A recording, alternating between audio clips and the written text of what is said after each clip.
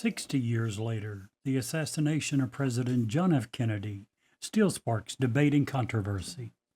Was Lee Harvey Oswald the sole perpetrator, or was he part of a larger conspiracy? Join us as we delve into the evidence, examine the key theories, and explore the enduring mysteries surrounding one of the most shocking events in American history. Tonight on Newsworthy, 2 words and 2 question marks. Hi, this is Ed Locke with USA Mortgage. Buying your first home can be overwhelming, but here are 5 tips to make the process go smoother. Number one, find a lender, me, Ed Locke, that can answer any questions you might have and help you get pre approved. There are multiple options available based on your situation. Number two, work with a real estate agent you can trust. Number three, don't rush the process. Take your time and know that the process could take some time. Number four, consider all the costs. Number five, get a home inspection and review it with your realtor. Keep these tips in mind, budget for yourself, and you'll be that much closer to making your dream of homeownership a reality. So reach out to me at 502-680-0953. NMLS ID 448908, DAS Acquisition Company, LLC, doing business as USA Mortgage, NMLS ID 227262. This is not a commitment to lend. Additional terms and conditions apply. USA Mortgage is an equal housing opportunity.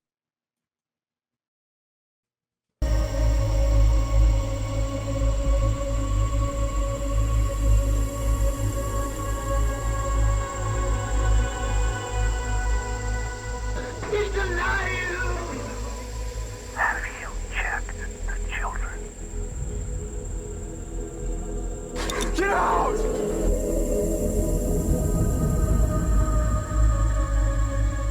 You have scoured the podcast world and finally found us, Newsworthy with Steve and Jerry, where we delve into all things mysterious, macabre, or out of this world, and decide if they are truly newsworthy. 2 words and 2 question marks.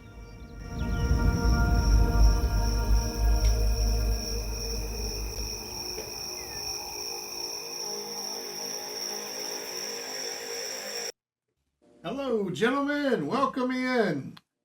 Hello, Well, hello. Gentlemen -1. We have Clay with us tonight, though. That's good. Yes, I don't, it's I don't, always good. I don't know if I qualify as a gentleman, but Oh yeah, thanks. you're a gentleman in our hearts, Clay. Absolutely. We're glad you're here, brother. Thanks for You having me know- back, guys. I'm really glad to be here, especially with such an exciting topic tonight. I think we're gonna have a hot show tonight for Yeah, everybody. I'm excited. Very excited. Absolutely. Brett is on vacation. We tried to get him On to a take a beach. laptop with him and a mic and report from Florida, but he I would think not you do had it. him talked into it, and the wife vetoed the plan. Speaking of Florida, if you are in Florida or were in Florida, please stop listening to this show and go find cover. Hunker down. Prayers with everybody down there, man. The people who just survived Helene and the ones that are getting ready to deal with Milton on top of it. It's just a brutal situation. Yeah, it's really really bad, and I'm not going to get into it. We could do a whole show on how things have just not gone the way they probably should go, considering the amount of money we spend to do certain things. But we won't cover that. That's a whole different show. Shout out to my buddy Mike Meharry from the 10th Amendment Center. He is in evacuation zone D. They had A, B, C, and D, and they live in D down there, and they were deciding whether to evacuate or not. And they decided, since they were in D, which is further east and a little bit higher elevation, they decided to hunker down. But they're still pretty close to the Tampa area. They're down there in Tarpon Springs, and keeping he and his wife Cynthia really close to my heart tonight. I'm worried Yeah, about, absolutely. very worried about them. You know, we had a taste of Helene here, very small. I think by the time I got here, it was still technically a tropical depression. Winds were 45, 50 miles an hour, sustained. And it was a big deal around here. It was a huge deal. I mean, trees down and power lines down. My mom was out without power for almost a day. So, A daughter, 2 days. Yeah. We just weren't there. We don't live in an area that generally affects us. And that's not something you just get used to, I don't think. You hear some of them old timers talk about it, oh, I'm going to ride it out. And then you see them on, a few days later and they're missing or I mean, that's just not something to play with. God, hurricanes are the real deal. I don't even know why. Yeah. That's just bad. Robin has some friends down there. I have some friends. Brett's down there. I'm hoping they're safe. I'm sure they are. They're smart kids. I can't believe the number of old timers that live in places like that. That it seems like every time one of these comes up, you'll see them on CNN or some news station, and they're saying, "Yeah, I'm gonna stick it out. I'm not gonna evacuate. I'm 58 years old, but I'm pretty tough. I exercise. I can do 100 sit-ups, whatever." Some comedian several years ago put it really well. If this thing comes through where you're at, it's not, the problem isn't the fact that the wind is blowing. The problem is what the wind is Yeah. blowing. Yeah. Yeah. If you get hit with a Volvo, it Yeah. doesn't matter how many sit-ups you did this morning. Yeah. Well, one of the things that I saw that Ron DeSantis and his crew down there were doing was from Helene, they were trying their absolute best before tonight to get as much of the debris up as they could, because those debris, just what you said, that debris Yeah. becomes Sure, projectiles. weapons, absolutely. Well, And- and so many people had from Helene, they had their personal effects destroyed, and a lot of that was piled out on the street to be picked up. Yeah. So they like you were saying, they had to spend a lot of effort to try to get as much of those things off the curb because they were going to become projectiles for this next one. Yeah, crazy. Crazy. But I'd also heard that in the states above Florida that took so much damage as well, uh, about 2% of those people had hurricane insurance. So that means the vast multitude of those people that lost their homes, they're gone. They're not going to get reimbursed for that. Their homes are gone. yeah, it's insane. Insane.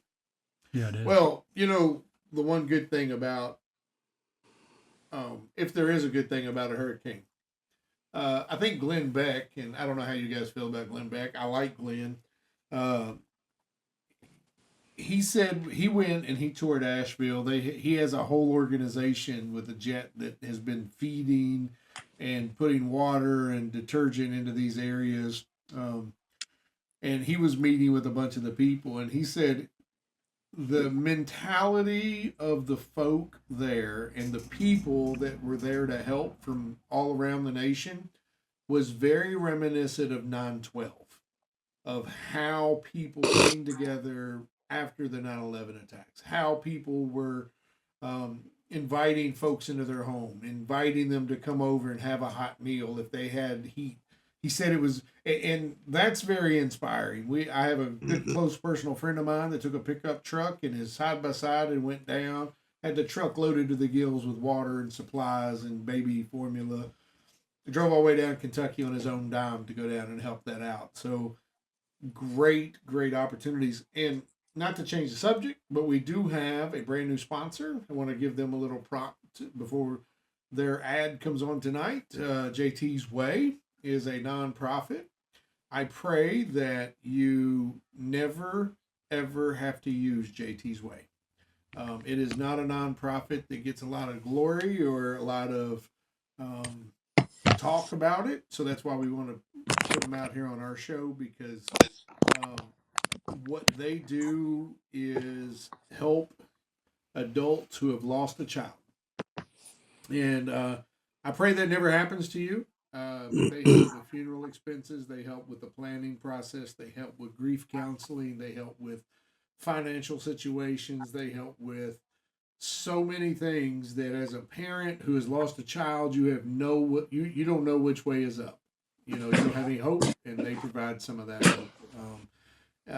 You can link to them. We'll put a link at the bottom of the show here. You can go to jtway.com. Please share, give, whatever you can do. Every dollar helps, and it is one of the few charities that I endorse because I know that the money goes where it's supposed to go.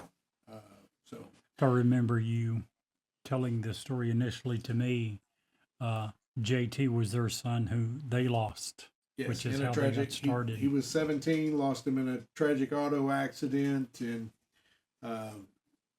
basically they could gave up, or they could use the experience to help people. Such a horrible incident that they turned into something so positive. Yeah. And That's beautiful, man. yeah, It really is. And they're able to take this and do the same thing with other people. Yeah. Give a little light to situations that may have seemed utterly, absolutely hopeless. I pray that none of our listeners ever have to use them. I really do. But I also pray that all of our users find it in their heart to donate a little. So Very check them worthy out. organization. Amen. Absolutely. Yep. So tonight, did you hear about the fire that happened at the circus, Jerry? The fire at the circus? I don't think so. I missed that newscast. That had to have It been happened tragic. just down the road here, man. It was intense. Intense. I can imagine. I can imagine so. Clay's laughing. Intense. He liked that. Intense. Intense. You know, the some famous words come to mind from a guy that's pretty intelligent. You had all week. Mm-hmm. Yeah. And that's the best you could come up with.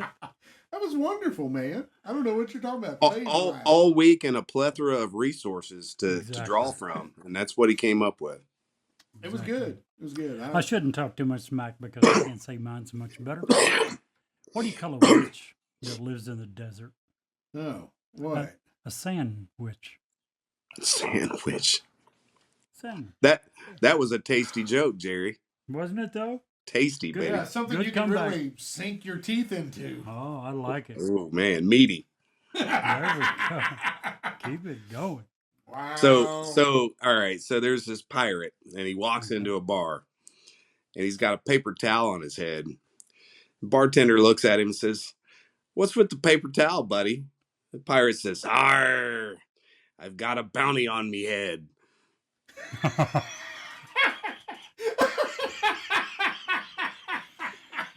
Yeah, Clay wins the dad joke of the night, Yeah. without a doubt. Just forward the trophy of the week. I'll hold it till next week. I'll just keep that trophy till next week. You guys can try to take it away from me. Turn that on. Over there. Good one, Clay. Oh my gosh. That was marvelous. I love it. Sorry, I had to hit Jerry to turn the fan on there. Whew, it's getting hot up in here. Especially when people make me laugh like that. And a little wine to chase it. Yeah, you know. It's what happens when you step on a grape. And let's add a little Get a wine. little wine. See, you did use my joke from earlier. Yeah, it was still bad. Yeah, It was knew actually you quite liked it. terrible. Quite terrible. I knew you liked that joke. So tonight we're going to just jump into the topic tonight. I think that we've see there's that sound again. It's your phone. It's got to be your phone. My phone's muted. Oh, well that's weird. I mean, look at the volume. Nice. Well, you have a weird Android phone. Do you have to do other stuff? No. You have to normally when you have an Android phone, you have to jump through a lot of hoops to do anything.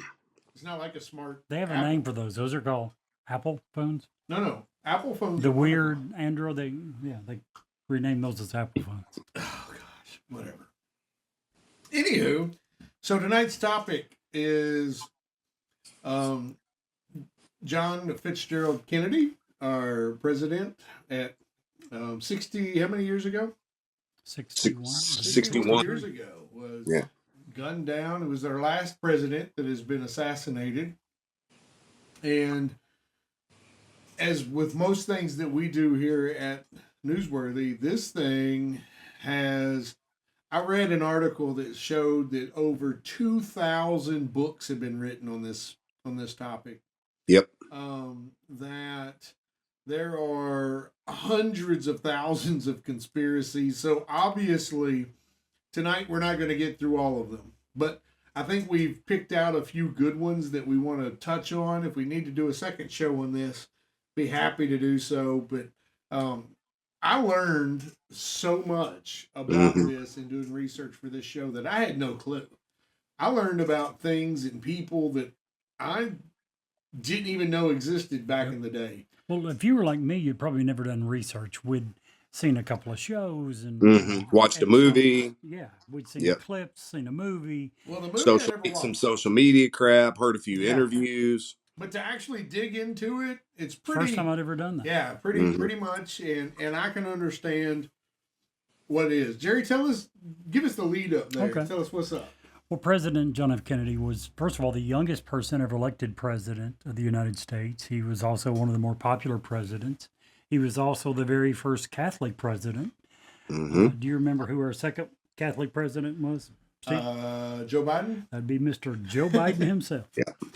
Um, there are many conspiracy theories, even at the time, that said that for people who were saying you shouldn't elect a Catholic as president. The reason was they were saying that he would be more loyal to the Pope than to the people of the United States. Right. There were many people at the time. It was a big controversy when he ran that a Catholic person was potentially, possibly going to be president. He won narrowly. Now he became a very popular president after he was in office, but it was at the time considered very progressive, very forward thinking for the country to even elect a Catholic president. He was shot and killed on November 22nd, 1963. He was traveling in a motorcade in an open top limousine in Dallas, Texas. Lee Harvey Oswald was arrested for the assassination, but he himself was shot and killed 2 days later by Jack Ruby. The FBI initially, and later the Warren Commission, the House Select Committee on Assassinations, the Church Committee, Defense Secretary Robert McNamara, Attorney General Robert Kennedy, who brother to JFK, as well as the CIA Director John McCone, as well as Secret Service Chief James Raleigh, they all concluded that Oswald had acted alone. But then, and even more so probably now, there are many conspiracy theories about the assassination that said that Oswald was not acting alone. Many of the conspiracy theories obviously go into that. Who was he acting on behalf of? Why did Jack Ruby kill him, etc.? This is probably the mother of all conspiracy theories. And it has become increasingly more popular over the years.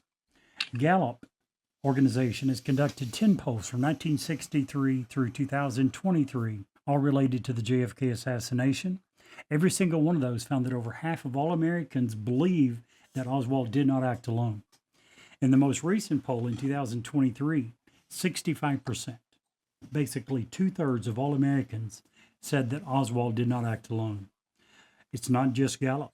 A 2003 ABC News poll found that 70% believed that assassination involved more than one person. In 2009, 76% of people polled for CBS News said they believed that he had been killed as a result of a conspiracy.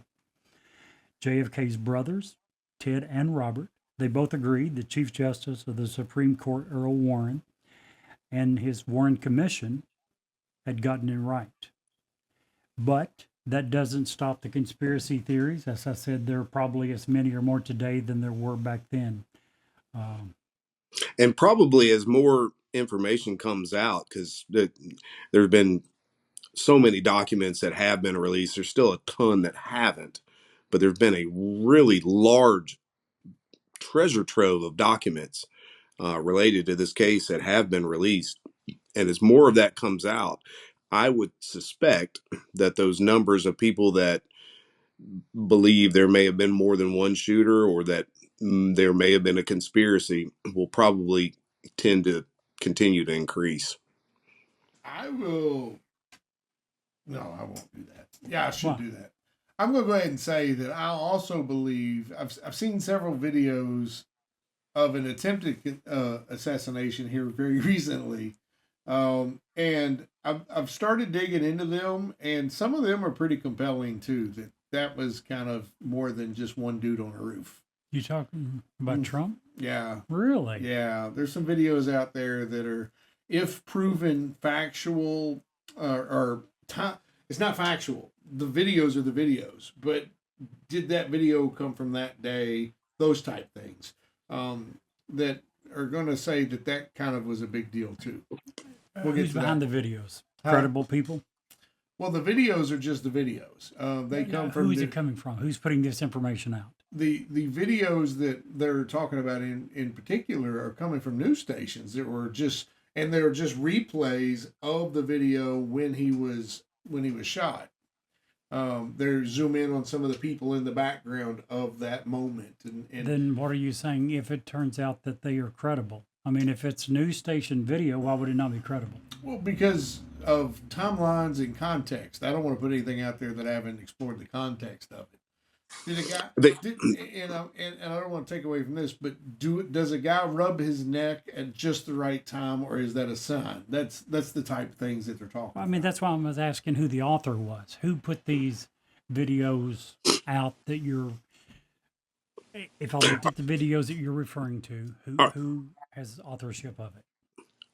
Are you saying? I basically, I guess, Stephen, am I wrong in saying that people are looking at the videos that were put on the news Yes. and they're studying those themselves Yes. and seeing Yes. things that maybe weren't reported in the news, but they're seeing peculiarities or irregularities in those that are suspicious?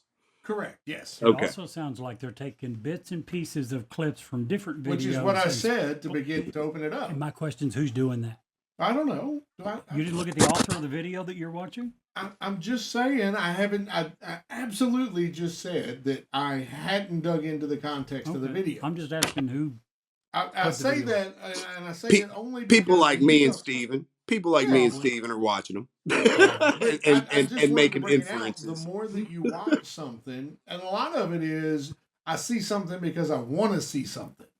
But some of the things we're going to talk about tonight isn't that we see something because we want to see something. These are videos that have been around 60 years that everybody's seen and that multiple people point out. But go ahead, Clay. I didn't mean to cut you off. Yeah. Oh no, I was just trying to help kind of work out what you were trying to say to Jerry so that he could maybe understand where you were coming from a No, little I bit. understand exactly where it's coming from. My question is, one of the first things I do with anything I look at is look at the source. Absolutely. So, because that tells me right there, is it credible, or do I need to do a bunch of investigation to figure out, is this some nut pot to begin with?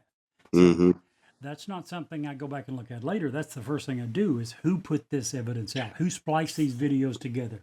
So I think it essentially might be a bunch of people who are deciding to look at these videos as though they were looking at the Zapruder film and trying to see if there's more to it. Yeah. At this point, you probably aren't going to hear anything substantial, but as time goes by and these things are dissected more by either credible or incredible sources, it'll be easier to discern whether these are newsworthy or not, Jerry. So. But here's, I guess, my biggest question. If there was any question of this, I think we would have already heard it loud and clear from first the Republicans and absolutely from Donald Trump and his campaign. Well, I don't even want to offset. We'll talk about that on a whole different. You brought it up. I only brought it up in the context that as time goes on, people start without definitive answers. People start to fill in the blanks themselves. That's all the only context I was bringing it up in, and because it directly correlates to what we're talking about tonight. Did not mean to make that a 10-minute. You can't. There's no way you could have thought you could throw that out and not have it. Jerry's I'm gonna just challenge that saying. shit. Jerry's gonna challenge that shit every time, man. That's why we love him. That's why. Yep. Hey, I can't hear that and not go, wait a damn minute. Yeah, pump the brakes, man. Just pump the brakes. Anyway, we know on the JFK assassination, there are many, many conspiracy theories, or have been for many years, that continue to grow. Clay's going to tell us about some of them. So, guys, when I began my research on this topic, I tried to come from one basic, fundamental investigative perspective, and that's motive. Who had the prevailing motive to assassinate the president? It is my hope tonight that I can make a relatively compelling case to your listeners that the CIA had such a motive, and were deeply involved in the plot to kill Kennedy. 61 years after this event, all the people involved who might have needed to have their identities protected are now dead, but yet full government disclosure is still being withheld. The only plausible reason that might be is to protect the government from the embarrassment and the outrage that would come if the actual truth that they were behind JFK's death was to surface. Kennedy famously stated publicly that he wanted to splinter the CIA into 1,000 pieces and scatter it to the winds after the disastrous Bay of Pigs incident. The seriousness and conviction with which Kennedy made that threat in and of itself presents undeniable motive on the part of the CIA. So Kennedy that's was kind of big where on I'm that gonna too. kind of some of my material tonight is gonna be going in that direction. Kennedy was very big and had he was the youngest president ever elected, and he had big dreams. He was a Democrat, but I don't care about that. He had big dreams. He said, we put a man on the moon because of Kennedy. If and to go along with what Clay was saying, if he said, I want to spread the CIA into the wind, the CIA would have went into the wind if he stayed alive. I don't have a doubt. But go ahead, Clay. Give us some info, man. Well, a name that does not appear in any of the official reports, but a name that's worth looking into is the name George Ioannidis. He was a Greek gentleman. Ioannidis was previously an unknown operations officer on the CIA Special Affairs staff, and he was running a psychological warfare operation in late 1963 designed to link Lee Harvey Oswald to the Castro government without disclosing the CIA's hand in all of it. Ioannidis' personnel file was quietly declassified in November 1998 with little fanfare or publicity, and the file showed that he served in 1963 as the chief of the psychological warfare branch of the CIA field office in Miami. He had a staff of 24 and at the time a budget of $1.5 million. He was tasked as the handler for the anti-Castro student group that Oswald tried to infiltrate in 1963. This group was known as the Cuban Student Directorate, and under a CIA program codenamed AMSPEL, AMSPELL, Ioannidis was guiding, monitoring, and funding the group with $25,000 a month. That money funded the group's chapters in various U.S. cities, and Ioannidis was known to the group leaders only by his assumed code name, Howard. On November 23rd, 1963, the Cuban student group published a 7-page brief. Now, this is on November 23rd, the day after. And at this point, I'm not even sure that Oswald had been arraigned. It took a little while for them to even charge him with Kennedy's assassination. But the Cuban student group published a 7-page brief and a 4-page broadsheet attempting to link Oswald to Castro under the banner headline, The Presumed Assassins. The goal of the operation, according to group leaders, was to destabilize the Cuban government and create public pressure for a U.S. attack on the island. Now that Ioannidis' file has become public record, the student group's controversial publication is regarded as the very first conspiratorial explanation of Kennedy's death to reach public print, and the mysterious George Ioannidis of the CIA paid for it. So here we are, one day after the assassination, and the CIA is already muddying the waters. We're Clay, already getting weirdness, cover stories, and things that are like the first conspiracy theory that was created by the CIA. yeah, he That to wasn't even me, cold yet. it's just it's really suspicious. I have a question, and you brought up the Bay of Pigs. during Kennedy's, and part of my research was digging into. I started with the big conspiracies and the big people that they thought had a reason to kill Kennedy. One of the first ones that jumped out was the Cubans, because during Castro, or during Kennedy's presidency, he authorized on 42 separate occasions to try to assassinate Castro. Mm-hmm. What he didn't authorize, and I don't know if you brought this up or you have this, the general's name who offered.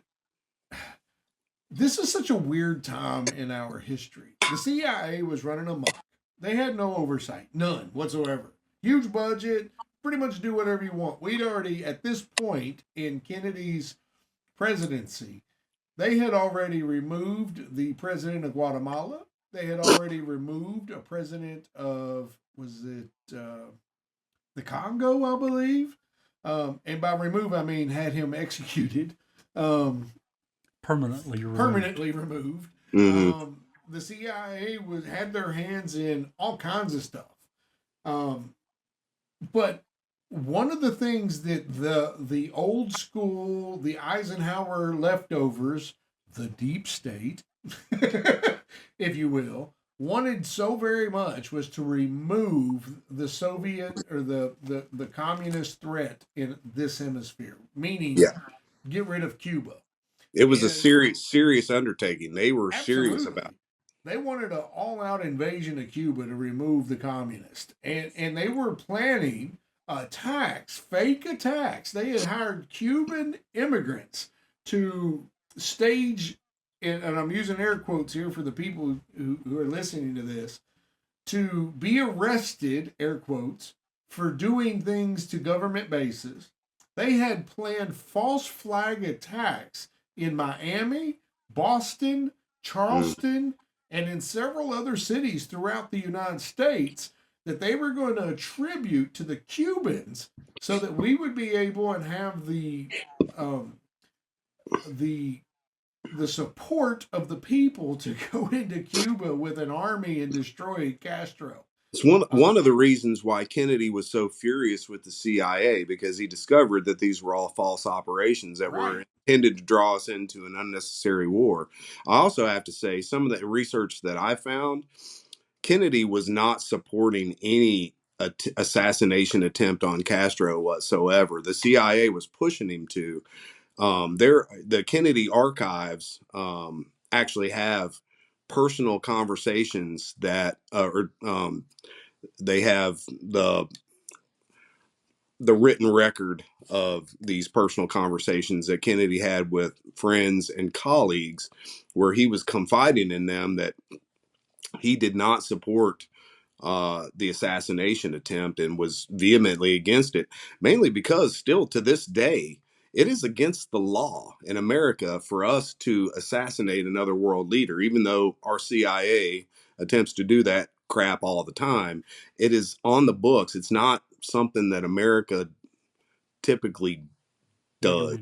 We just don't do that. Well, what I was going to say, in even all of that being said, when Fidel Castro, who actually openly liked Kennedy because of his relationship with, help me with the name, the Russian leader, Khrushchev.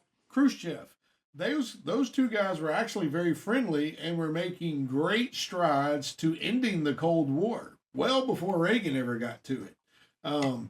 And one of the things, when Fidel Castro was told that Kennedy had been assassinated, he is quoted as to saying, "Things are certainly going to change now. Mm-hmm. Things are certainly going to change." And well, the Cold War got decidedly ramped up after that. It became a much more dangerous thing than even America understood at the time. And if you don't believe me, just watch the show The Americans, which details it's a fictional thing, but there were actual FBI agents that watched that show and said this is exactly what was going on in America at the time during the Cold War. We had Russian agents over here who were acting like they were trained to look to blend in with Americans and to be Americans, and they were running American businesses, uh, and they were spying on us the whole damn time. And the FBI was having a hell of a time keeping up with these guys. Yeah. Anywho, please continue. Sorry, I just the fact that I thought it you know that to discount the Cubans. First of all, I don't think the Russians had anything to do with it because the USSR dissolved in during all of those paperwork has came out and nowhere there's been zero proof that they had any fingerprints on the Kennedy assassination whatsoever. Yeah, I didn't find anything that would suggest the Russians, or that was compelling enough to suggest the Russians were involved. Right. So tell us some more, Clay. That's all I had. That's all. I didn't mean to. That's all I had about Ioannidis. You guys want to talk about Oswald a little bit, or y'all want to talk about the Warren Commission? Here's the thing. Where y'all want to go? Is there anybody here that doesn't think Oswald did it? I mean, I'm torn. I do not think Oswald did it. At all? I don't. I think when he said he was a patsy, I think he was a patsy. So you don't think he was there with a gun? I think he was there with a gun. I don't think he fired shots. He may have, but I'm not certain that he did. But there were 3 cartridges there in the room. There was a rifle. The rifle, there were some questionable things about the rifle that make me a little concerned about why he was originally didn't 7.62 and later a 6.5 Italian.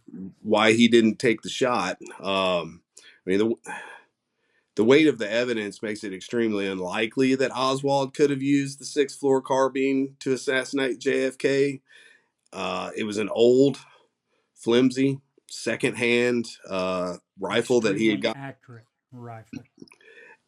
Also extremely slow to fire.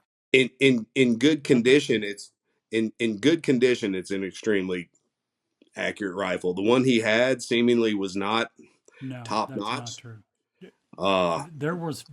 They did firing analysis with his gun, and they were telling how big of a circle that 5 bullets were in from 10 yards, 25 yards, and 100 yards. His rifle was certified to be extremely accurate, from what I read. What those people didn't lie, but they took his gun and range tested it. They also said the scope had a scratch on it, and they didn't know if the scratch was on it before they got custody of it or after. Yeah. And the scope that he had on that rifle, there's no way with the scratch that was on it. There are experts who said there's no way he could have made that shot with that scratch on that scope. Could not have been done. But again, could not have been done. And there's a University of Georgia law article that details that I've got a link to. But it was a medium velocity weapon. The ammunition that was fired was manufactured before 1945. It had an unusual 2-stage trigger, which would have slowed down the action of the rifle. It was also a bolt action. The bolt itself was difficult to operate on the rifle. The firing pin was worn, and there was rust on the spring. The weapon's cheap scope was defective and caused the shots to miss target. Moreover, at the time of the assassination, the presidential limousine was traveling away from, at an angle to, and downhill from the 6th floor window. The fatal headshot depicted on frame 313 of the Zapruder film occurred when the non-stationary car was 88 yards, 264 feet from the window, with the president visible only from the waist upward. Oswald was not a reincarnation of Robin Hood. He was not William Tell, and he sure as hell wasn't Annie Oakley. I mean, everything I read said that a decent marksman with that weapon would have had little to no problem hitting the target. One of the other issues, though, is the bullet wound in Kennedy's back. According to the Warren Commission, had an upward trajectory. It Which could would be not have impossible. caused. It could have not have been caused by Oswald as the sole assassin firing from above. Under the single bullet theory, Oswald is the sole assassin. He's firing from the sixth floor window of the Texas School Depository building, so the bullet is moving up and then downward. Joe Rogan brought it up on this. I watched several videos with Joe and several different guests in preparation for this because if you listen to podcasts, I'm sure you've listened to Rogan. He does a lot of things, but the one thing he does is he does his research, him or his team. And the one thing that they bring up the most is the magic bullet theory, and the fact that the governor magically had the bullet laying on his gurney that matched the rifle in the sixth floor window, and it had it was flattened a little on one side, but had otherwise received no damage from the impacts. And the one problem that he has with the single bullet theory is the fact that there was at least one shot that caught the curb. Now, if you were talking about the bullet traveling up, if it's bouncing around, if it's a low caliber gun, a 22, once that bullet gets inside you, it's going to start bouncing off stuff. It's not making a clean exit. This particular magic bullet, and I'm using air quotes, had to go through, out, into another person, bounce around, and then come back up and through Kennedy. Well, the single bullet theory I thought was long since disproved. The one bullet, it would be impossible for what you just said to happen. Exactly. Mm-hmm. And long ago, they quit saying that there was one bullet, as far as I know. So then the next thing, and the next part of that is, and that's part of the problem, was their story change, right? Yes. Sure. Part of their problem is how can the you story believe them change. when they keep telling different stories? The second part of them is, you said earlier, I think it was you, that any average marksman can make that shot. No, a good marksman. A good marksman. A good marksman. Well, there is plenty of proof that shows that Lee Harvey Oswald was not a very good marksman. Average at best. About that. Yeah, average at best. And those are coming from his records in the Marines. The Marines are very keen on keeping all of the records of how good a shot you are, because if you are a good shot, they're going to put you in sniper school. Because You're they an have extremely good shot. You go to sniper school. Not good shot. Yeah, well, the bottom line is he was not any of those things. Average at best. Any of that. Average for Marines or average for shooters? Average for Marines. Okay. And I don't know how that relates to most shooters. I don't know. I don't either. But what I'm saying is they take anybody, but they're training you to shoot. They're training you to kill. And then we talk about the gun, and you were talking about for an extremely good marksman to be able to utilize this gun, 3 shots were fired. Not an extremely good marksman, for a good marksman. For this particular exercise. Right. 3 shots were fired, according to everyone from the book depository building. Well, I thought they said 3 to 4. 3 to 4, even. Right. Possibly 4. Within 8.3 seconds. Yep. On a single shot bolt action rifle. You got to be quick. I don't, at it. And accurate. And I don't think that it is if you were it's hard to understand how it could have happened. I agree with that. I do. Go ahead, Clay. Sorry. Dr. Cyril Wecht. He's a forensic pathologist with 6 decades of research into this subject. He's also a former coroner of Allegheny County, Pennsylvania, and he's also a lawyer.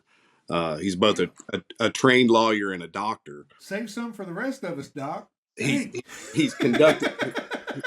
This guy has conducted more than 17,000 autopsies and also provided expert testimony on high-profile cases, including the deaths of Robert F. Kennedy, Martin Luther King Jr., Elvis Presley, JonBenet Ramsey, and Lacey Peterson. He's an expert witness. He's also the first non-governmental forensic pathologist to gain access to the National Archives to examine the assassination materials in 1972. Wecht discovered and exposed the ghastly fact that the 35th president's brain had vanished. It's still missing. It I was was going to never bring that it up. was never allowed to be examined by anybody other than the people on the inside. Do you know As we why?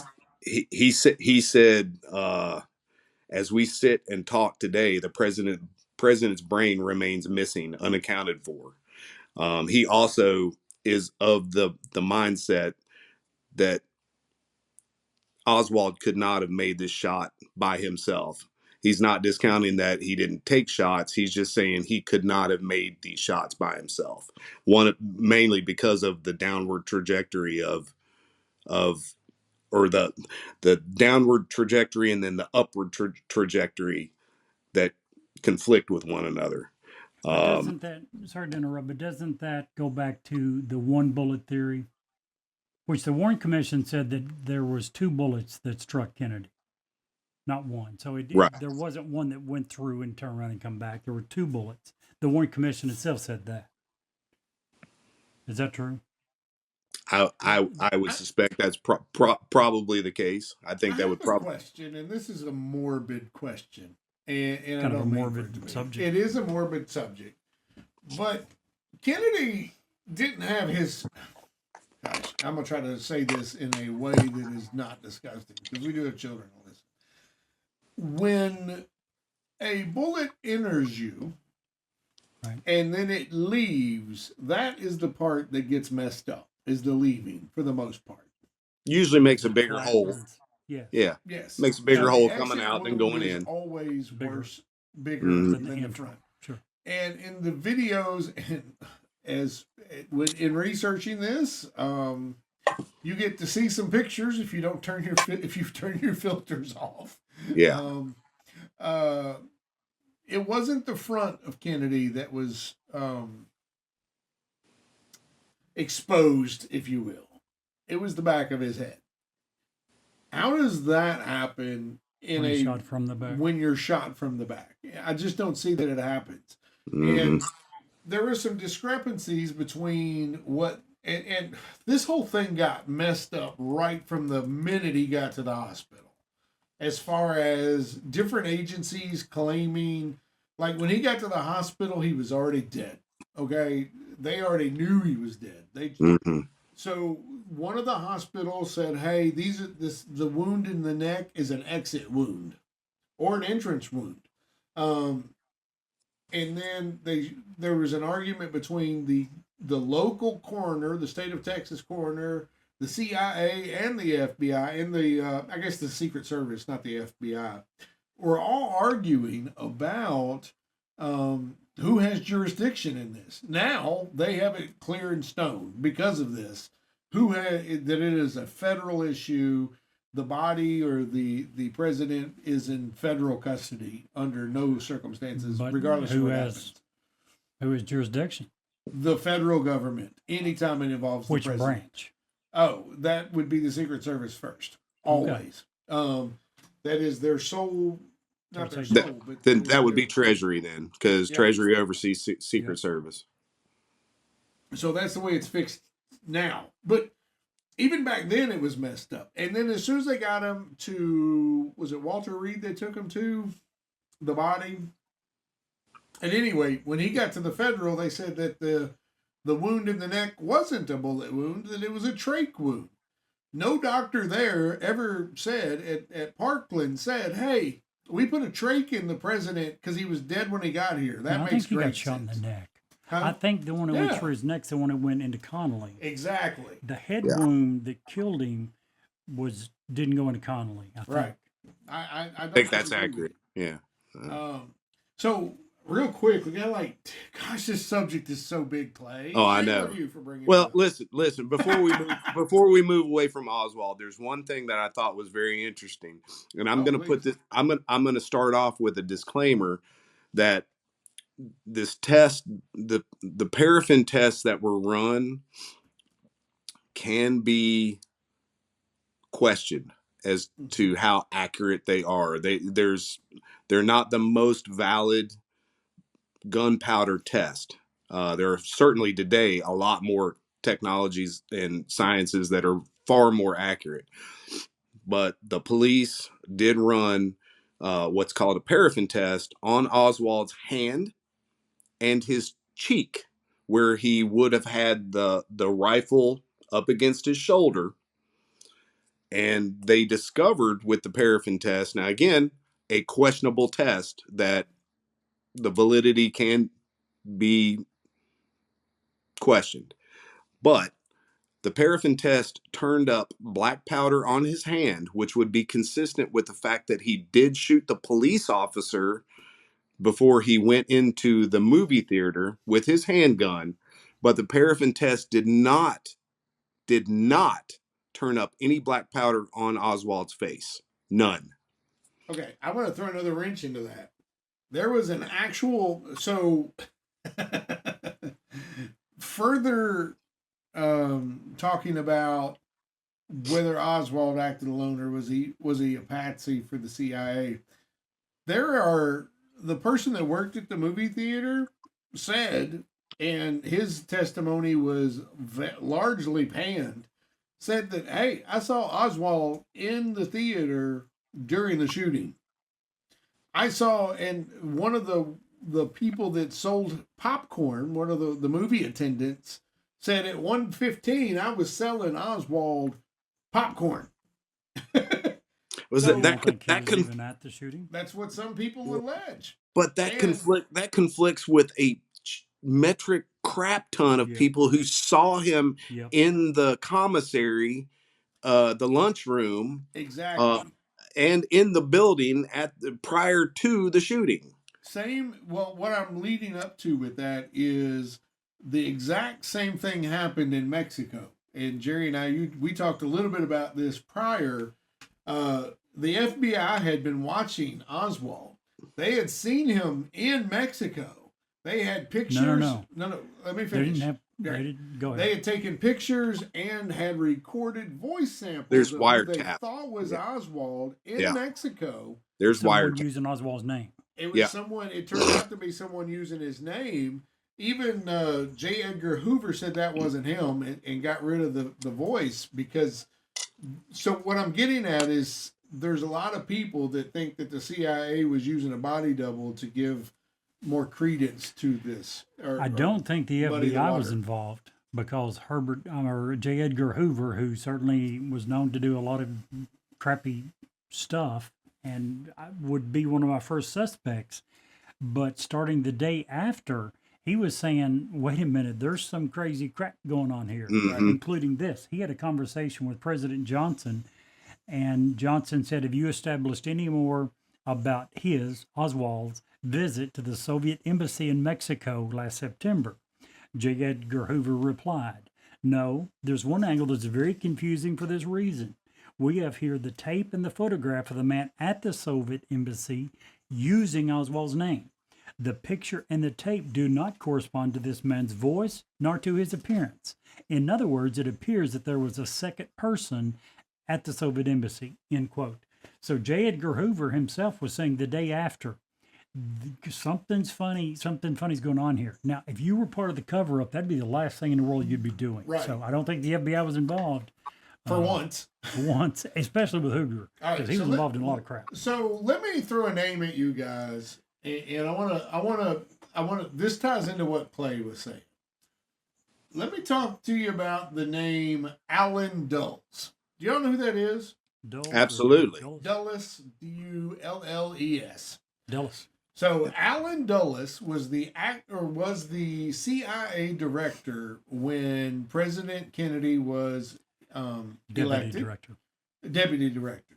When he was elected president, he was the one responsible for the Bay of Pigs and was fired and replaced after the Bay of Pigs debacle.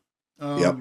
If anybody has an axe to grind, it is someone who has had a completely free range to do whatever the F you want to do, to whomever the F you want to do it to, and then all of a sudden have all of that power taken away from you. What do you think, Clay? Well,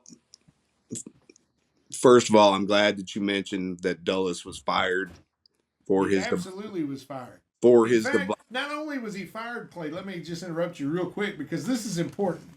When you, and you yourself, myself, and Jerry have all had to be in a position that we had to relieve people of their duties. We've all been in management. We've all ran multi-million-dollar stores. We know what this is about. It's not a fun experience. It's an Sometimes it embarrassing is. Sometimes it is, but sometimes it's right. not.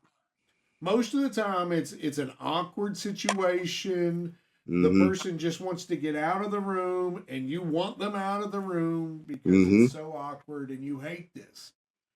I've regretted it more times than I haven't, but there's been 3 or 4 that I've thoroughly enjoyed. Oh, absolutely. We've all had those. Yeah. But in this particular case, when President Kennedy relieved Dulles of his command and replaced him, he didn't let him just leave. He made him get into a convertible with him and his replacement and ride in the parade route after the action was done. If that's not rubbing your face in it, How and can you showing, make someone do that? right? If you just fired him, I'd be like, "F you, I ain't going with you." Screw Yeah. it. Right. But he did, and he did. And if that's not a snub in your face, I don't know what is. If that's not a, hey, I'm going to take your nose and rub your nose in it, I don't know what is. It almost So- seems not that way. Because why would he agree to do this after being fired? Why would he agree to go with it? Because you don't want to lose your pension? No, Maybe? he I can't don't take know. your pension. That's I not the don't way know. these jobs work. It's also the president of the United States wants to have a private audience with you, and it's kind of hard to, even as he's a servant of the government and It's was not pretty anymore. He's not.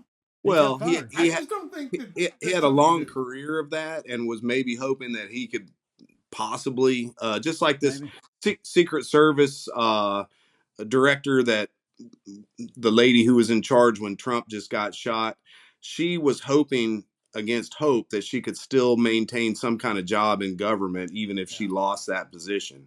And that's why she was kind of hanging on to her spot and not really resigning. She was hoping that she could recoup some of that. Now, But interestingly, here's an interesting little tidbit about Dulles that's going to shed a little bit of light about the mentality of what the CIA is capable of saying to people. In a Washington Post article dated November 22nd, 1974, by a gentleman named Donald P. Baker, newly declassified documents at that time revealed that former CIA chief Dulles told the Warren Commission that the directors of the CIA or the FBI might lie to anyone but the president to protect the identity of their operations and their undercover agents.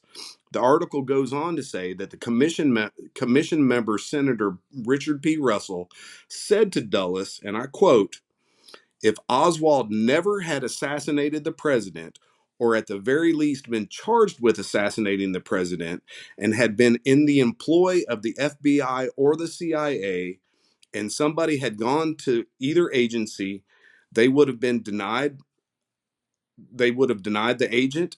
Dulles' reply was, "Oh, yes." Russell then said, "They would have been the first to deny it. Your agents would have done exactly the same thing." And Dulles replied, "Exactly." I Harold think that's still true Weisberg. today. Yeah, absolutely it is. Harold Weisberg, author of the book Whitewash 4 and longtime critic of the Warren Report, said that the commission failed to interview any of the news reporters who had written that sources had told them Oswald had been employed by the FBI or the CIA. The statement can be corroborated by a check of the witnesses called by the commission. If you look at the witnesses called, they never spoke to any of those reporters who were reporting that they had sources saying that he was a CIA agent, not an agent, but an operative.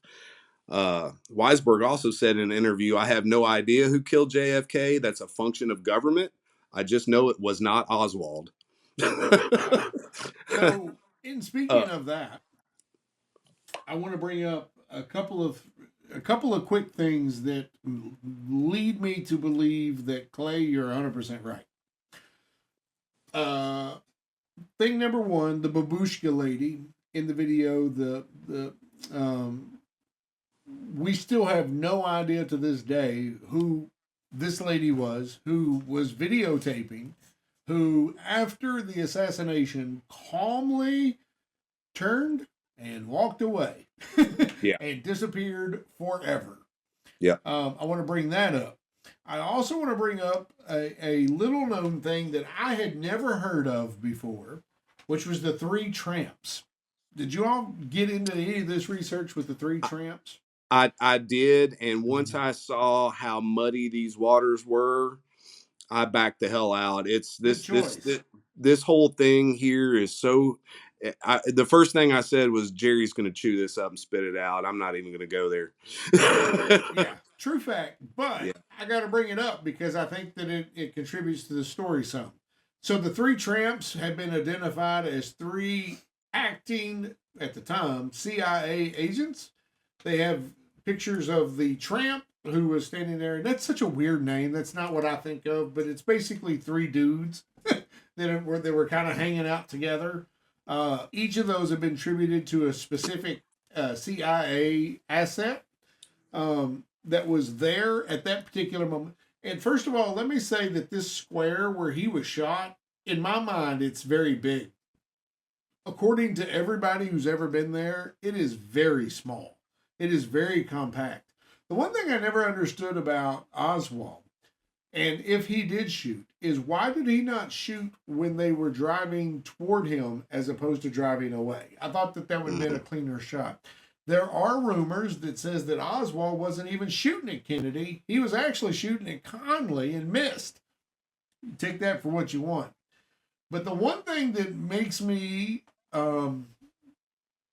believe, hands down, that this was a CIA operation, and that they had redundancies there to make sure that the deed got done, is because of what happened 3 weeks prior to this assassination. Mm-hmm. Do any of you know what I'm talking about? The I'm woman in Louisiana? No, Chicago. Okay, different one. Okay, so 3 weeks prior in Chicago, there was to be a very similar open top car. Kennedy loved his convertibles. Motorcade. He loved the convertibles. It got him close to the people. He liked being that. He liked hearing them. He liked hearing his name. He was very, as most presidents are, very narcissistic. He loved, all the energy that being the president gave him. A young man named Thomas Valley, and I want you guys to look him up because I feel like this is going to be a part 2 at some point, right? Thomas Valley lived a very but we don't hear about him, okay? Because he was caught with an M1 Garand rifle and 3,000 rounds of ammunition. Imagine this, in a job that put him right on the parade route during the day and the time that the parade was going to be coming through, very similar to Lee Harvey Oswald. He was put into that position at the book suppository like 2 or 3 weeks in advance of this, and was given clearances to go into those areas in the book where he could make, according to the pictures that I saw, he basically took books and stacked them up where you couldn't see what he was doing back there.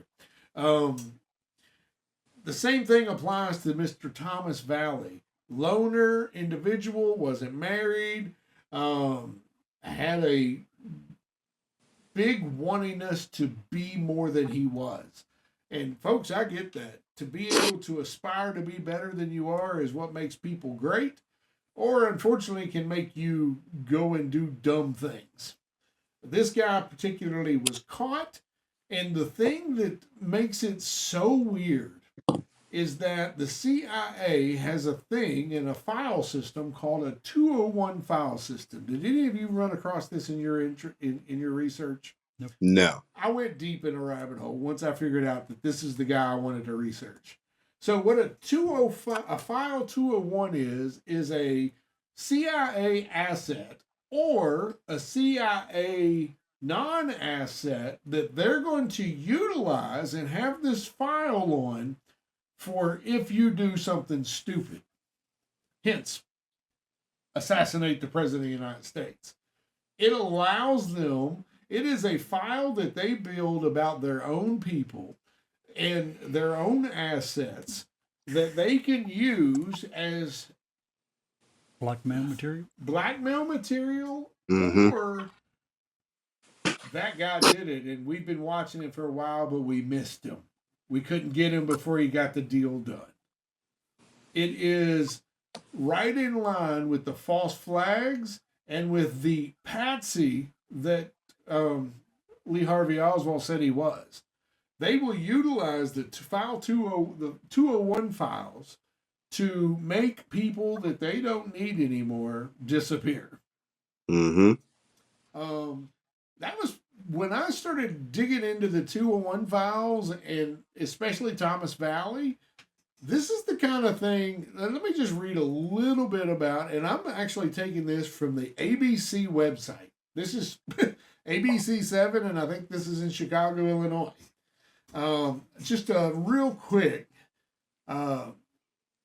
This is Lee Harvey Oswald actually talking, let's see, in a book that Bolden wrote with his late wife, due out next spring. Now, Bolden is the author here.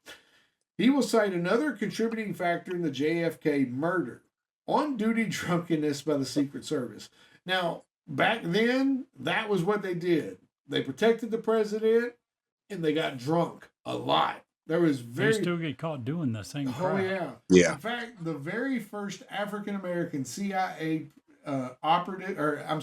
Secret Service operative that was assigned to a president was on JFK.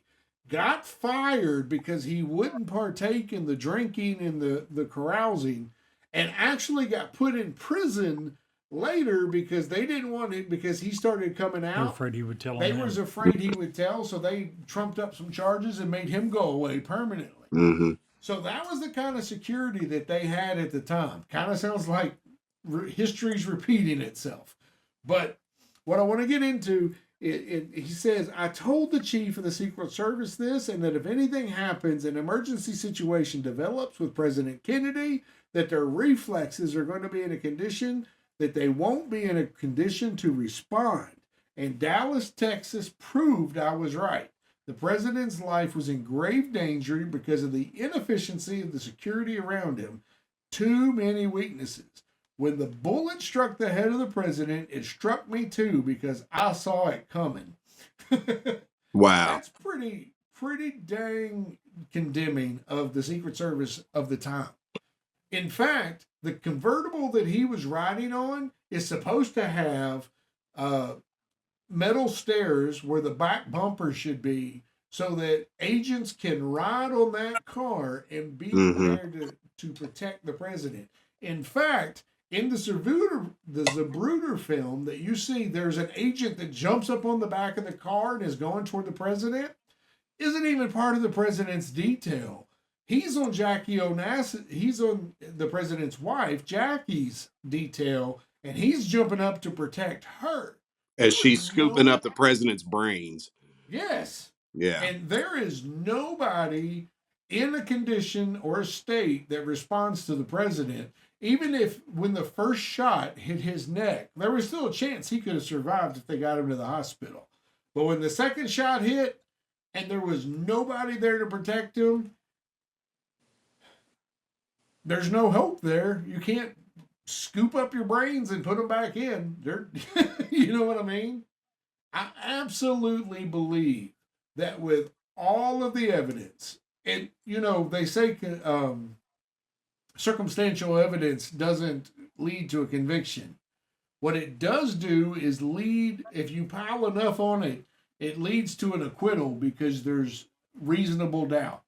And I think that there is more than enough reasonable doubt that say Oswald did not do this alone. Dulles probably, when fired, had enough people in the CIA who were loyal to him and were afraid. And here's the underlying condition for me. Jerry and Clay, and Sure. you guys, if I'm wrong, you guys tell me I'm wrong. I'm not gonna hurt my feelings. The underlying condition with this whole ordeal is the fear of communism. Yeah. It has a lot to do with power. It has a lot to do with stroke. But How does it relate to him? But do what? I've never heard any suggestion that he was communist leaning. No. He was working with the communists to get rid of the Cold War. He was trying to do things differently than Eisenhower had done. When the A lot of police people. Oh, go ahead, Clay. when the police interrogated and the FBI interrogated Oswald, they asked him bluntly on the second day of interrogation, "Are you a communist?" And he said, "No, I'm a Marxist." Big difference. He made a delineation between the two, and there is politically and philosophically there is a difference. It's easy to conflate the two, but there is a distinct difference between the two. He considered himself a Marxist, not a communist. I'm just saying that there's enough people that hated and were scared of the communists that Dulles could have easily pulled a few strings because of that to make this particular president go away. Guys, here's my problem, and I'm torn. There's a ton of evidence that there's a ton of things that happened that aren't explained. Yeah. Period.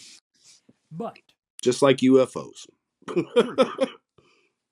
If there was a conspiracy, here's what we have to believe. It would have to involve the Chief Justice of the United States Supreme Court. It would have to involve the Republican, the Democratic, and the non-party members of the Warren Commission. It would have to involve the House Select Committee on Assassinations. It would have to involve the Church Committee. It would have to involve the FBI.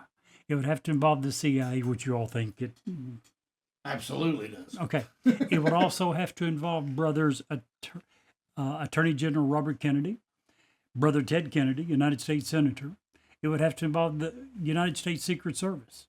It would have to involve, in large respects, the United States White House. Every one of these organizations and people signed off and said the Warren Commission largely got it right. Lee Harvey Oswald acted alone. There was no conspiracy. Glad you brought that up. Prior to his death, Lyndon Johnson backed away from that prior to his death and said he had. Hold on, okay. Big question. One person out of the 5,000 we mentioned. Tell me how that 60 years later, there's not been one word of a conspiracy theory from any of these people. We've established long ago that you can't have one family sitting at a Thanksgiving dinner table telling a true story that by Christmas you ask them to recount the story and it'll be different. How can you get 5,000 members on different ideological standpoints from all these organizations to tell the same story to their death? I don't think it takes 5,000. One of the crucial members of the Warren Commission, do you want to know who I'm getting ready to say? Alan Dulles. Alan Dulles. How about Gerald Ford? Gerald Ford? How about Chief Justice? He was the chairman of the commission. I just believe that Mr. Dulles has here's a line that I'll use for you, Jerry. If we're sitting here and we're in the Warren Commission, and I tell you that if we go this way, our nation, our principles, and the way we live could come to a screeching halt if we do this.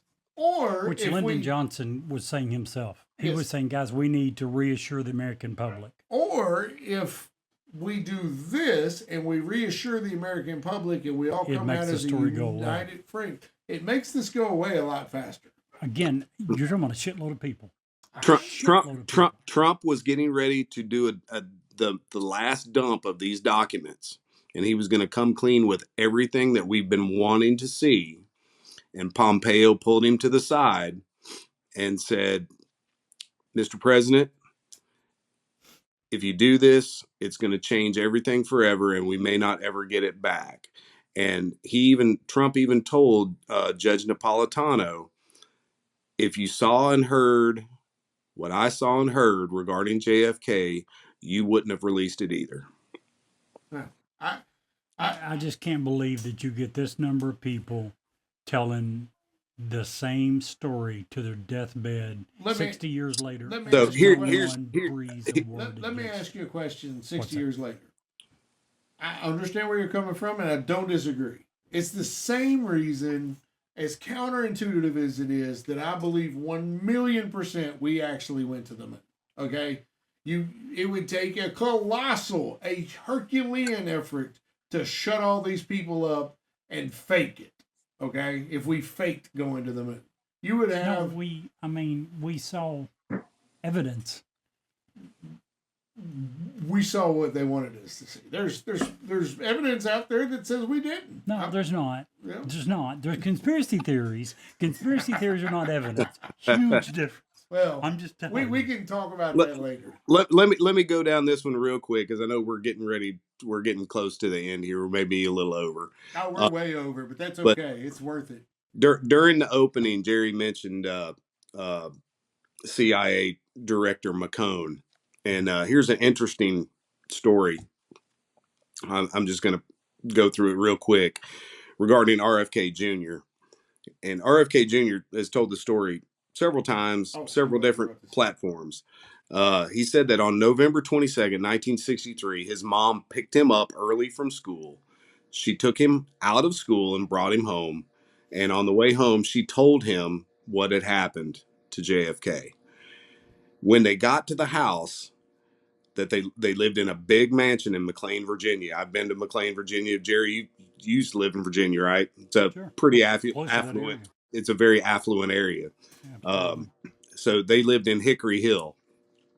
He said that his dad was there with Director McCone, who was the head of the CIA at the time. And John McCone was a longtime family friend, he said. McCone would come over to the Kennedy house every day after work and swim in their swimming pool. Oftentimes, he would stay for dinner. He was unmarried at the time, and so he was very close to the Kennedy family. So Bobby said that when he got out of the car, his dad and Robert Kennedy and McCone were standing there talking, and this is the day of the assassination. And he overheard his dad say to McCone, "Tell me your people did not do this." And McCone responded, "I have no idea who did this." And he said that the fact McCone didn't say, "Oh, well, of course not. Of course none of my people did this. We wouldn't have nothing to do with something like this." That's not what the man said. He said, "I have no idea who did this." And Bobby Kennedy said that stuck out in his mind for over 60 years now. Now, you guys know me, okay? And by now, a bunch of your listeners know me. I've been watchdogging big government for quite some time now. One of the early lessons I learned from my mentors at the 10th Amendment Center and from doing this day in and day out is that oftentimes what the government does not say can often be as telling and revealing as what they do actually say. In this instance, the acting director of the CIA did not come out and vehemently and explicitly deny the CIA's involvement. I think Bobby Kennedy was absolutely right to have this particular reply stick out in his mind all these years. I really do. If I was the acting CIA director and the president got killed and the attorney general of the United States comes up to me and says, "Tell me your people did not do this," man, I would be screaming from the top of the rooftops, "Hell no, we didn't do this. This is the most un-American thing that could possibly happen." But his reply was very cryptic. "I don't know who did this." You're the director of the CIA, man. You should have some kind of knowledge of who could possibly have done this. He could have said anybody at that time. He could have blamed Castro at that point in time. Now, Anything. in full disclosure, RFK Jr. is the granddaddy of all conspiracy theorists. He believes, first of all, his father, his uncle, all said at the time that they thought that JFK or that Oswald did it alone. But he fully believes in the conspiracy theories. Not only this conspiracy theory, every conspiracy theory. He's much worse than you guys put together. He's It's the one it, that says vaccinations are all a huge conspiracy theory that's killing and No, he absolutely does not. That's Yes, wrong, he does. and that is so misrepresentative of what he says. Okay, then He what is his stance on vaccinations? Is he his for stance on vaccinations? his stance on vaccinations is, and it's very public. You can look it up. It is a matter of record. He Absolutely, is many times.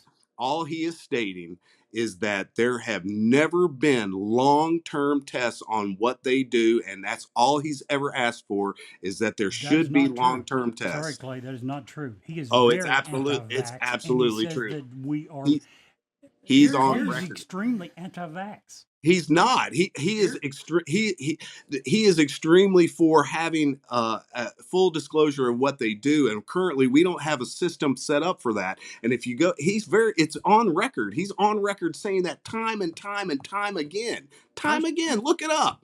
I It, have. it's Think about what you just said. You just said that he said that we have no long-term studies on vaccinations. I was born in 1965. When I was a kid, you had to be vaccinated to go to school. This man thinks those vaccinations are wrong and are not studied. I'm 59 years old.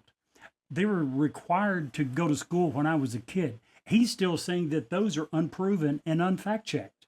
That's the biggest bunch of bullshit I've ever heard.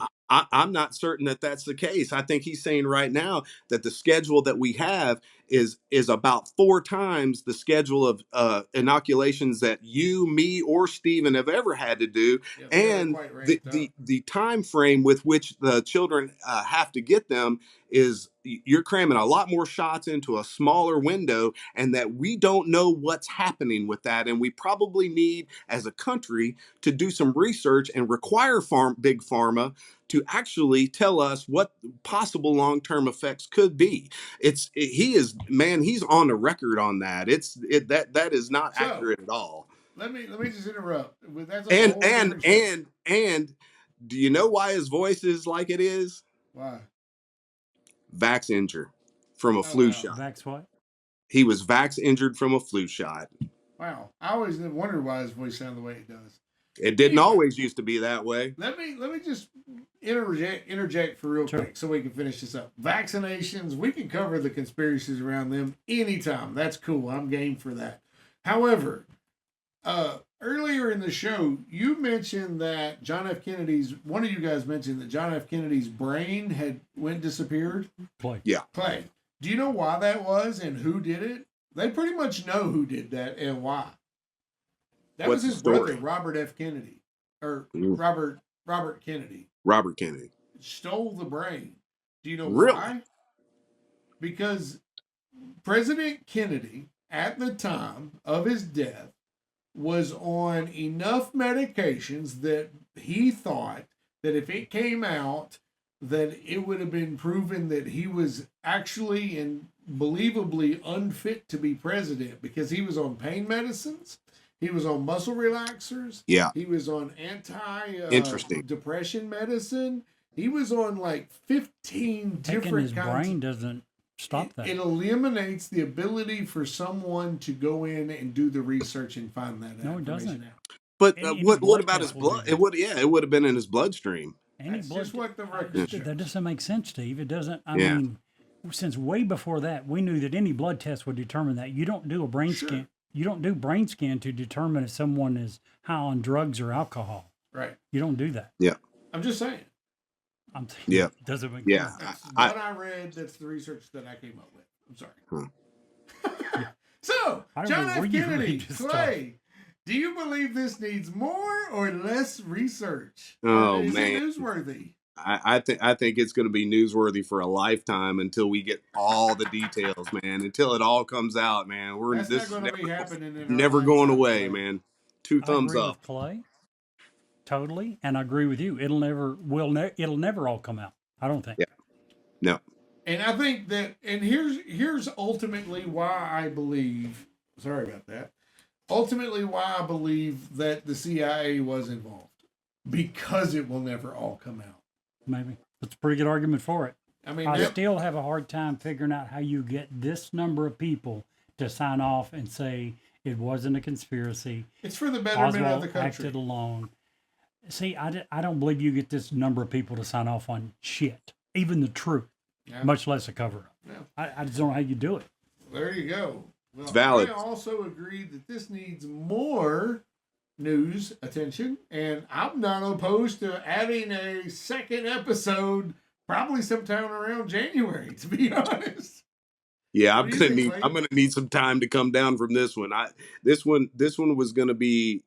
I knew it was gonna be an awesome episode, and it proved out to be everything and then some. Man, I really Yeah. love this. This was a great show, guys. By the Sweet. way, Great show. Clay, you, as always, were a awesome guest. You did a ton of research, and thank you so much for always, but especially for tonight. You did an awesome job. Likewise, guys. Thank you for having me, and thank you all for just giving such a wonderful platform to talk about things that a lot of folks may not get a chance to hear or talk about, or things that make people a little uncomfortable, man, because dude, I don't have a lot of places to go to talk about this kind of shit. So Well, you're always welcome here. Absolutely. And Thank you. we Thank you. actually got, we're so stoked. We got like at least 15, 20 more interviews coming up with people just like you, Clay, that Man. will hopefully just continue to expand our show, man. I'm No, excited. I think so much of both of you guys, man, and I really appreciate what you all are doing. And you always got a fan over here cheering for you guys, man. I know you all were in 49 states. Y'all ever get that 50th state? We did. We Did we? got Louisiana That's right. finally. Got to. Louisiana was the final holdout. You And we finally got finally- you got that Cajun listener. We got that one dude down there on the street corner waiting to go to the liquor store. He didn't have anything Eating else gumbo, to do. gumbo, and listening to some newsworthy. I even went to Louisiana to leave for a cruise, and I downloaded like 10 episodes, and it never showed that I downloaded from Louisiana. So I was like, damn it. But we finally did get the one from Louisiana. It was the last holdout. We were so excited. If you listen in Louisiana, we love you. We're also in about 96 other countries worldwide now. So just amazing to me. Most of those countries don't even speak English. I don't know how that works. Maybe they just want to hear Jerry's butter smooth voice. I don't know. It's wonderful. Google Translate. Google Translate. Yeah, yes, I guess. All right, let's do this bonus story, shall we? Let's do it. Right on. What a great conversation. But we're not done yet. Stick around through these very important ads for an awesome bonus story. JT's Way is a Christ-centered, nonprofit organization with a call to help hurting families during the loss of a child. At JT's Way, they assist families grieving from the loss of a child through assistance with things like funeral expenses, emotional support, guidance through the grief process, and help in their healing journey. While paying for funeral expenses, they help navigate picking a funeral home, burial plot, or cremation services, and provide families with grief counseling resources. JT was 17 years old when he died unexpectedly in an automobile accident. He was a senior in high school and a student in the automotive class. JT loved cars and music, and he took his role of friend very seriously and made sure to make friends wherever he went. Their mission at JT's Way is to minister to families by financially assisting and connecting them with their local resources. These resources will assist in the financial and emotional burden of burying a child. Their aim is to aid in the healing process for parents and families, and these resources include grief counseling and parent-sibling groups. The outside world doesn't stop, but we can tell you from experience that a parent's world certainly does. In a time of desperate hopelessness, JT's Way provides hope. If you want to help support JT's Way in their mission, please reach out to them at www.jtsway.com. JT would often say, "Let me challenge you to make a friend, be a friend, and most importantly, bring a friend to the loving arms of Jesus Christ." Hi, this is Ed Locke with USA Mortgage. Buying your first home can be overwhelming, but here are 5 tips to make the process go smoother. Number 1, find a lender, me, Ed Locke, that can answer any questions you might have and help you get pre-approved. There are multiple options available based on your situation. Number 2, work with a real estate agent you can trust. Number 3, don't rush the process. Take your time and know that the process could take some time. Number 4, consider all the costs. Number 5, get a home inspection and review it with your realtor. Keep these tips in mind, budget for yourself, and you'll be that much closer to making your dream of homeownership a reality. So reach out to me at 502-680-0953. NMLS ID 448908, DAS Acquisition Company, LLC, doing business as USA Mortgage, NMLS ID 227262. This is not a commitment to lend. Additional terms and conditions apply. USA Mortgage is an equal housing opportunity. If you would like to share suggestions for future episodes, or simply tell us how much you love or hate us, reach out to us via email at newsworthywithsteveandjerry@gmail.com or text us at area code 540-709-1318. And now, back to the story. Jerry, for the bonus story tonight, we're going to South Dakota. Nice. For centuries in South Dakota, ancient peoples have come in contact with what they call the weeping banshee. An ancient sea bottom of Badlands National Park, one will find labyrinth of canyons and high cliffs made of sandstone and hard-packed clay. The visual setting is unlike anything else in North America. Fantastic peaks of silt turned into rock, and what's left has been used was a seabed some 75 million years ago. This truly otherworldly, beautiful, but sometimes bleak, savage, and oppressive landscape, one may be unlucky enough to stumble across the Banshee of the Badlands. Some legends say it's a ghost of an indigenous woman who was killed in this area. Others say it's a ghost of a white woman who settled in the region but died before her time. But many visitors have come to the park and heard her shrieking cry near Watchdog Butte. And some people have even witnessed the Banshee ghost too, floating atop a hill 1 mile south of Watchdog Butte. While the blood-curdling shriek of a banshee is enough to terrify even the bravest of souls, some visitors have insisted that the banshee means no harm. Travelers have said they have saw the banshee weeping or mourning on her hill, but nothing said or done by visitors ever seemed to avail the banshee of her sadness. So if you're ever in South Dakota and you hear something in the middle of the night, it could be the banshee. Crazy, right? Very.